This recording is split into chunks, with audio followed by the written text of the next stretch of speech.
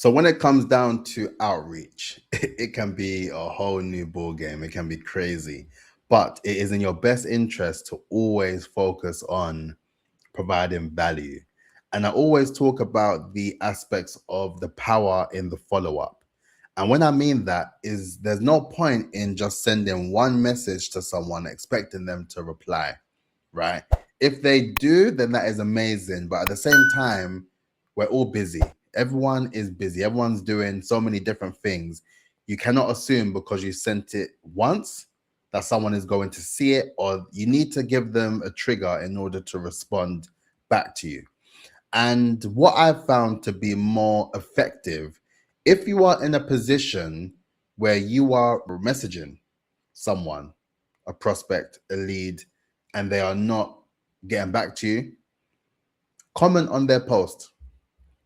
Comment on their post.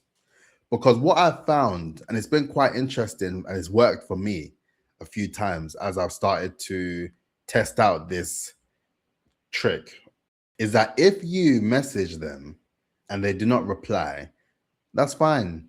You just make a note of it and you always bear that in mind, because with me, with all my outreach, I track all my outreach. I know exactly what day I sent the message. I know exactly what day I done the follow-ups.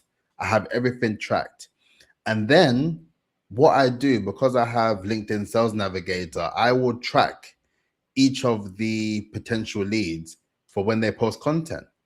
And I will engage with that content and I will share my 2 cents and I'll comment on there as well.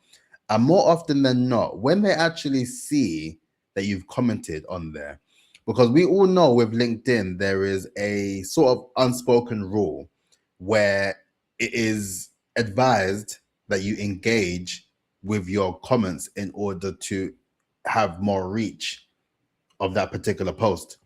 So if you are posting something and someone comments on your post, it is in your best interest to actually respond, because that way it will actually boost the aspects of the post. It will make the algorithm believe that this is a post that people are talking about, and they will spread it out wider to more people.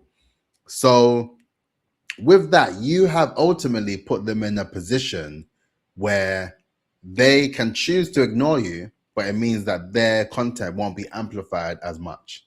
Whereas if they do respond back to you via the comments, then that verifies that they are actively using the platform and they actually know who you are. So it no longer becomes a actual thing about them not responding to you because they don't know who you are, or you're just sort of reaching out unsolicited. But it then becomes a thing where they acknowledge you, they know who you are, they've seen your name, and then when you follow up with an additional message, then they will know exactly who you are now. And you by then they will not be able to avoid you.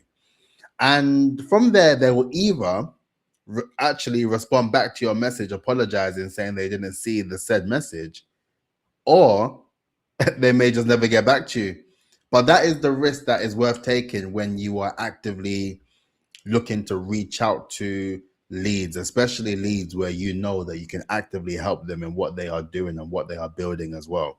So that's just a quick one for this video. I just wanted to reinforce that, because you know, when prospects or leads are not getting back to you, that's completely fine. But you don't take your eye off the goal and then just not reach back out to them. If anything, you put them on hold, and when the right time is ready, then you do the outreach again. Because by the time you've done a couple follow-ups and then nothing has actually worked, that is when you then focus on the aspect of signals.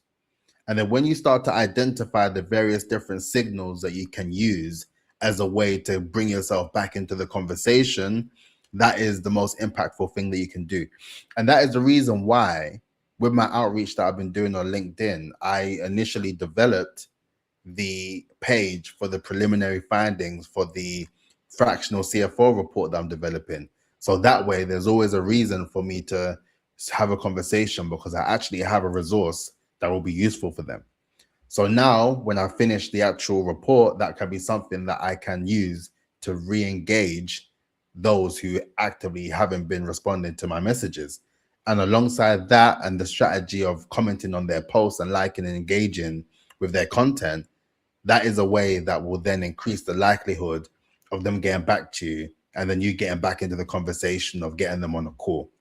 So that's it for me. Let me know if this video helped. Let me know if you found it useful. And please do make sure you like, comment, and subscribe. And please do make sure that you check out the 4 stages of brand authority website. Check out the masterclasses.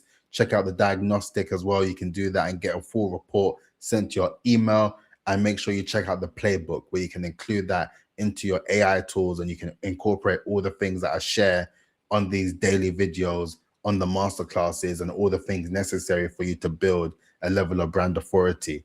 So peace out, look after yourself, and I'll catch you tomorrow.